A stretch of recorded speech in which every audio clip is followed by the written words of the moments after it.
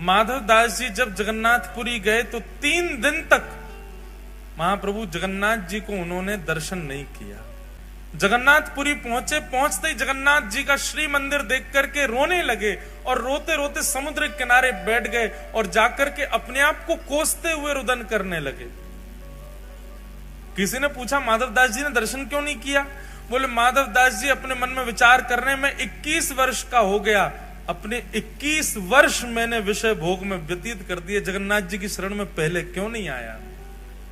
इस उदासी से बैठे जगन्नाथ वहां समुद्र के तट पर जाके और अपने आप को दंड दे रहे हैं। ना कुछ पा रहे हैं, ना कुछ पी रहे हैं, ना कुछ पा रहे हैं, बस एक निष्ठ होकर रुदन करते जा रहे हैं और बार बार स्वयं को कोस रहे हैं, मैंने 21 वर्ष निकाल दिए। अरे तो भाई किसी ने कहा माधव दास जी को प्रसन्न हो जाना चाहिए, अब तो आ गए शरण में। बोले अब जीवन का कोई पता है क्या? मेरे जीवन के केवल इतने ही दिन हो, 21 वर्ष 6 दिन की मेरी आयु हो, तो इसका मतलब अब शेष 3 ही दिन रह पाऊंगा मैं ठाकुर जी की शरण में। 21 वर्ष तो मैंने विषय भोग में निकाल दिए। इस बात से परेशान होकर रोने लगे। अच्छा, माधव दास जी ने कोई 3 दिन का नियम नहीं लिया था। माधव दास जी तो मृत्यु पर्यंत अनशन पर बैठ गए समुद्र के तट पर जाके कि मैंने अपना जीवन व्यर्थ कर दिया, ठाकुर जी की शरण में पहले नहीं आया। 3 दिन बाद महाप्रभु जगन्नाथ जी ब्रह्मवेदी पर बैठे हैं, महाप्रसाद सामने रखा है, लक्ष्मी मैया हाथ जोड़ करके खड़ी हैं, ठाकुर जी से कह रही हैं नाथ भोग आरोग। जगन्नाथ प्रभु कह रहे हैं देवी इच्छा नहीं हो रही। क्यों? आप तो जगन्नाथ हो, आप तो प्रसाद देखते ही महाराज हाथ लंबे कर लेते हो, दूर दूर से पाने लग जाते हो, और आज आपको इच्छा नहीं हो रही, क्या बात है? महाप्रभु जी कहते हैं एक मेरा भक्त सब छोड़ के आ गया, सब त्याग करके आया, त्याग करके मेरे शरण में आया है, लेकिन इस बात की ग्लानि में बैठा है कि इतने वर्ष मैंने क्यों संसार में विषय भोग भोगे। और वो भूखा प्यासा 3 दिन से पुरी में समुद्र के तट पर बैठा है। मुझे उसकी याद आ रही है, मुझे भूख नहीं लग रही है, तुम कुछ करो, उसके पास प्रसाद भिजवाओ, वो पाएगा तब मैं प्रसन्न होऊंगा। लक्ष्मी जी ने स्वर्ण के थाल में महाप्रसाद को सन्मुख का थाल जिसमें महाप्रभु जगन्नाथ भोग लगाते हैं, वही थाल जगन्नाथ जी के अधुरामृत से युक्त थाल एक बालक का रूप धारण करके माधव दास जी के पास ले जाया गया और माधव दास जी के पास रख करके कहा, बोले कि आप ही माधव दास हैं? स्वर सुनकर के बोले हाँ जी मैं ही हूं। बोले श्री ठाकुर जी ने आपके लिए प्रसाद भेजा है मंदिर से, पा लीजिए।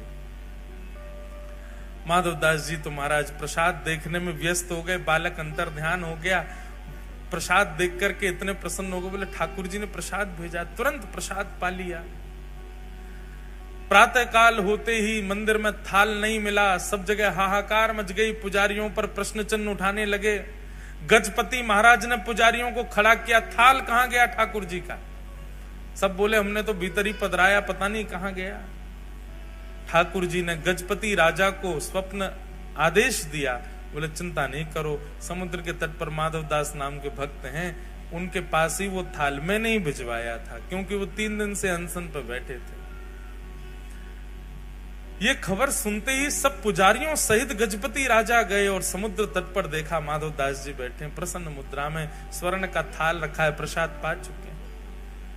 सब ने जाके दंडवत किया और कहा महाराज आप दर्शन के लिए चलो।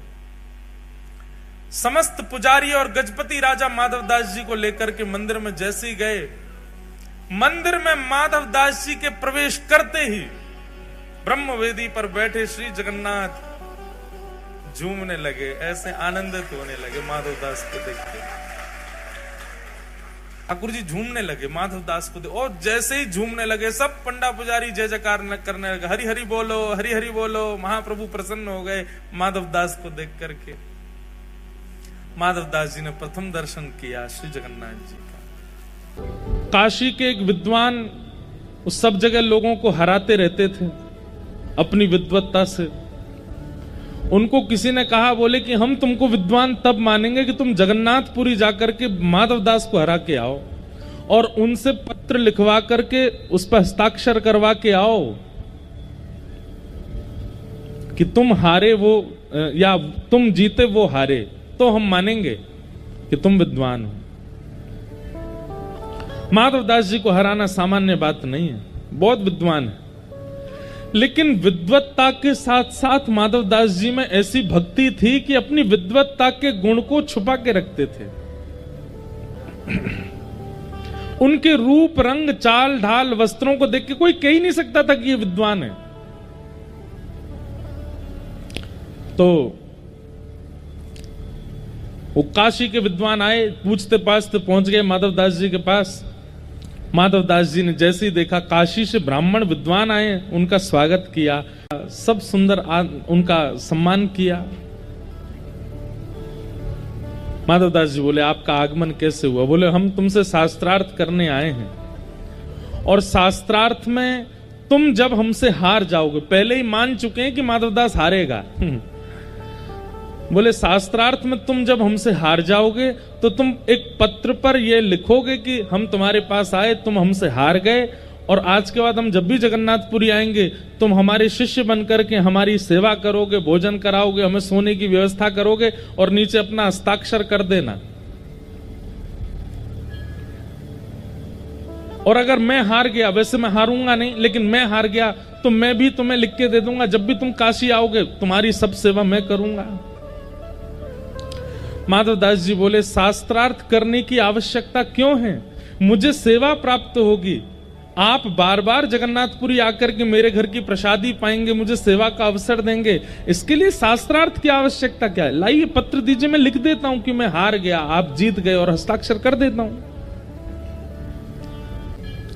तो माधवदास जी बोले, आप सुनो, पत्र पर मैं लिख देता हूं कि आप जीते, मैं हारा, आज के बाद आपका मैं चेला हूं, आपकी भोजन की व्यवस्था, रहने सहने खाने की सब व्यवस्था मैं करूंगा, नीचे हस्ताक्षर कर देता हूं। ओ नहीं नहीं नहीं नहीं, शास्त्रार्थ करना पड़ेगा। माधवदास जी बोले, शास्त्रार्थ नहीं, आप ले जाओ, आप जीते मैं हारा। क्योंकि माधवदास जानते थे कि ये मुझसे जीत नहीं पाएंगे, लेकिन इनको निराश करके थोड़ी भेजना मुझे। लिख दिया कि आप जीते मैं हारा, और नीचे हस्ताक्षर कर दिए, माधव दास आपका दास। ब्राह्मण देवता रात में सोए, प्रसाद पाया, निकल गए काशी के लिए। काशी में विद्वानों को इकट्ठा किया, हाँ भाई देखो, तुम लोगों ने चुनौती दी थी माधवदास को, देखो मैं लिखवा करके लाया हूं, हरा दिया मैंने उसको। एक उनमें से श्रेष्ठ था, बोले दिखाओ पत्र दिखाओ। माधवदास को हराना सामान्य बात नहीं, बहुत विद्वान है वो बात अलग है। उसके चाल ढाल रूप रहनी से पता नहीं चलता कि वो विद्वान है, क्योंकि उसके अंदर भक्ति का स्वरूप ज्यादा है। अरे लीजिए पढ़िए पत्र, उसने खुद लिखा है। पत्र खोल करके सभा के मध्य पढ़ना शुरू किया। अमुक तिथि पर काशी के अमुक नाम के ब्राह्मण मेरे पास जगन्नाथपुरी आए थे, हम दोनों के बीच शास्त्रार्थ हुआ, और शास्त्रार्थ में काशी से आए ब्राह्मण की भयंकर हार हुई, माधवदास जीत गए। पत्र में उल्टा लिखा था। वो ब्राह्मण जो था खड़ा हो गया, ये क्या पढ़ रहे हो? ये नहीं लिखा उसने लिखा है कि वो हारा मैं जीता। बोले देखो तुम खुद पढ़ो क्या लिखा है। उसने पढ़ा, माधवदास जीते और इनकी घनघोर हार हुई। बोले उसने तो मेरे सामने लिखा था, मैंने एक एक शब्द अपनी आंखों से देखा था, उसने लिखा था कि वो हारा है, मैं जीता हूं। ब्राह्मण बोले लिखा था मतलब तुम दोनों के बीच शास्त्रार्थ नहीं हुआ था क्या? नहीं देखिए मैं बताना चाहता हूं, मैं कहा तो था कि शास्त्रार्थ को, उसी ने मना कर दिया था कि बिना शास्त्रार्थ के मैं हार स्वीकार करता हूं। सब ब्राह्मणों में हंसी हो गई, बोले कि भैया तुम हार के आए हो, स्पष्ट लिखा है। ब्राह्मण दोबारा दौड़े जगन्नाथपुरी के लिए, माधवदास के पास पहुंचे। ए माधवदास तुझे देख लूंगा मैं, क्या लिखा था इन्हें पत्र में? पत्र माधवदास जी ने बोले लिखी तो मेरी है और लेखनी भी मेरी है, शब्द भी मेरे जैसे ही हैं, पर मेरे नहीं है, ये मैंने नहीं लिखा, मैंने तो हार लिखी थी अपनी, इसमें कैसे जीत गया मैं? ब्राह्मण बोले अब ऐसा नहीं होगा, अब दूसरी क्रिया होगी। क्या?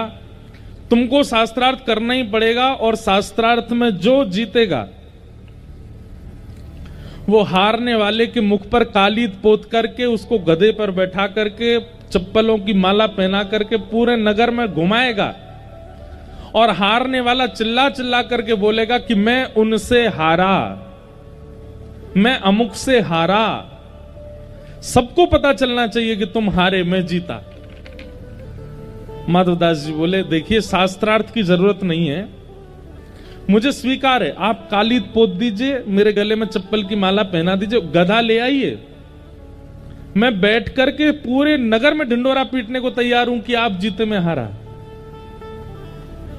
परंतु अभी मेरे दर्शन का समय है, आप जब तक कालीत और गधे की व्यवस्था करो, मैं थोड़ा दर्शन कर आऊं जगन्नाथ जी का। वहां तुम जाओ।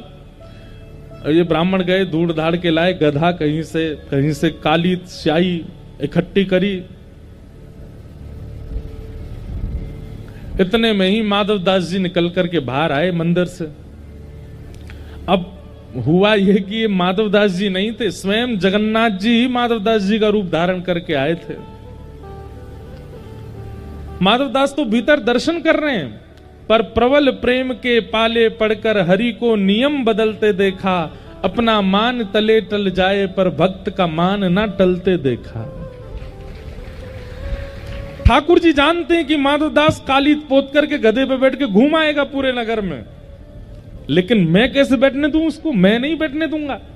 तो माधवदास तो भीतर दर्शन कर रहे थे, माधवदास का रूप धारण करके जगन्नाथ जी बाहर आए और ब्राह्मण गधा लेकर के काली स्याही लेके खड़ा था, आओ तुम्हारा मुंह पोतूं।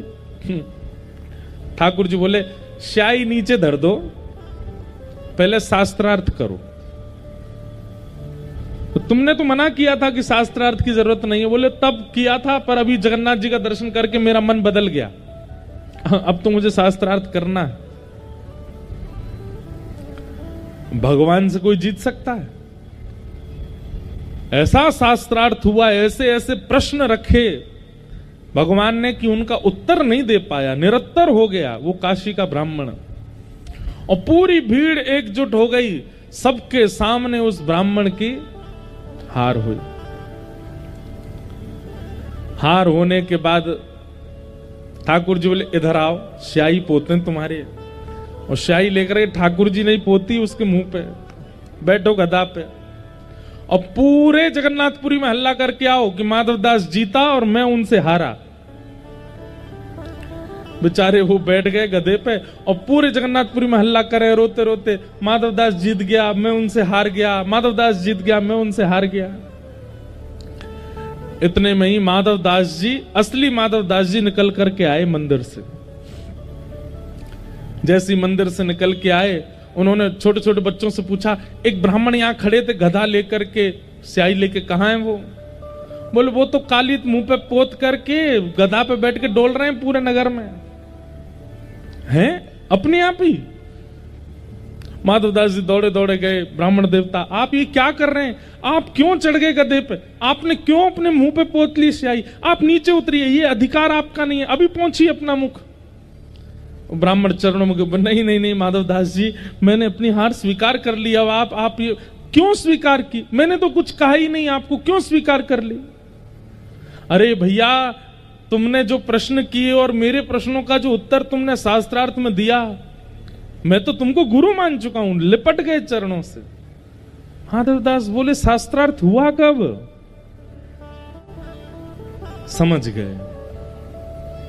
दौड़ करके माधवदास जगन्नाथ जी के पास गए और जाके ठाकुर जी से लड़ने लगे, नाथ ये आपने क्या किया?